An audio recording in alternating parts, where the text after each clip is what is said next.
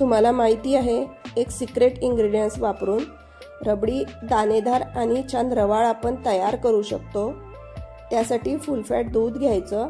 दुधाला उकळी आली की त्यामधलं थोडंसं आपल्याला दूध इथे काढून घ्यायचं आहे। आपण इथे इन्स्टंट रबडी बनवत आहे, त्यासाठी आपल्याला दुधामध्ये मिल्क पावडर मिक्स करायची आहे। मिल्क पावडरने दूध लवकर घट्ट होईल आणि मिल्क पावडर व्यवस्थित मिक्स झाल्यानंतर ते मिश्रण आपल्याला दुधामध्ये टाकायचं आहे आणि परत उकळी आली की त्यातलं आपल्याला थोडंसं दूध काढून घ्यायचं आहे।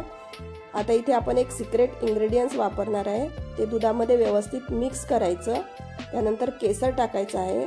इथे सिक्रेट इंग्रेडियंट्स आपण दही वापरलेलं आहे आणि तेही आपल्याला अर्धा चमचाच इथे दही वापरायचं आहे आणि दह्याचं मिश्रण थोडं थोडं टाकत आपल्याला दूध छान उकळून घ्यायचं आहे।